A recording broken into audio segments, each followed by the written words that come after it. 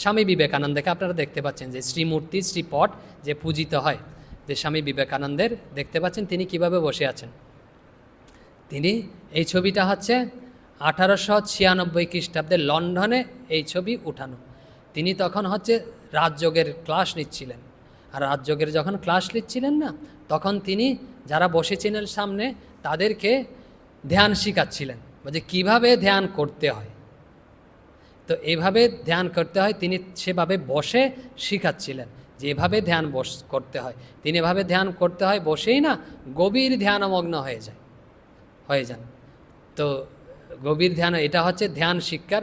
আপনারা চাইলে এভাবেও বসতে পারেন, যে স্বামীজি বসছেন, দেখুন এটা তিনি ধ্যান শিখাচ্ছেন, এই অবস্থায় বসে শিখাচ্ছিলেন তখন লন্ডনে। তো এটা হচ্ছে স্বাভাবিকত আমাদের যতটুকু মনে হয় যা দেখা যাচ্ছে আপনারাও দেখতে পারেন, হচ্ছে তিনি সুখাসনে বসছেন, আর হচ্ছে ধ্যান মুদ্রা।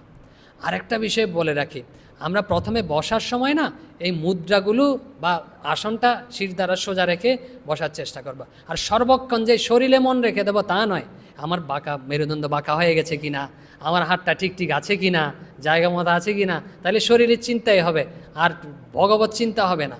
তো পরবর্তীতে ধ্যান মন একাগ্র হওয়ার পরে যে অবস্থায় থাকুক না কেন ওদিকে মন দেওয়ার দরকার নেই। তো স্বামীজি বসছেন, দেখেছেন। তো এইসব বিষয় আরও আছে, আজকে এখানেই থাক না, অনেক হয়েছে।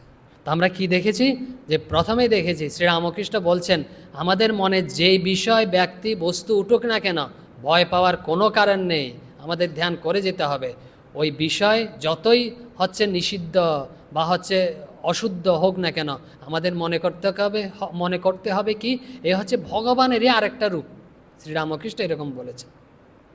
আর দ্বিতীয় শর্ত কি দিয়েছেন, বলছে মনে যাতে কোনো বাসনা না উঠে, যে আমার এটা চাই সেটা চাই, এরকম বাসনার যাতে স্থান মনে না পায়। যদি বাসনা উঠে, তো দুর্বল মন তো উঠতে পারে, তাহলে সাথে সাথে ভগবানের কাছে প্রার্থনা, হে ভগবান এই বাসনা তুমি পূরণ করো না।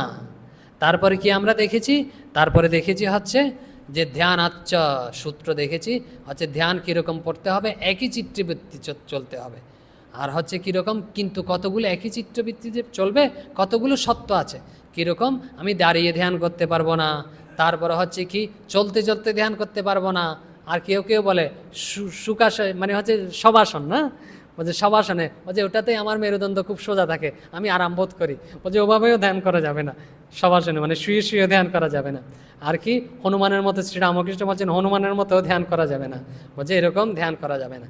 এই গীতায় যেমন বলছে, শ্রীরামকৃষ্ণও বলছেন শরীর এরকম স্থিরভাবে সোজা রেখে ধ্যান করতে হবে। তো আমরা এখানেই থাকি, পরবর্তীতে আরও এই বিষয়ে কথা আছে।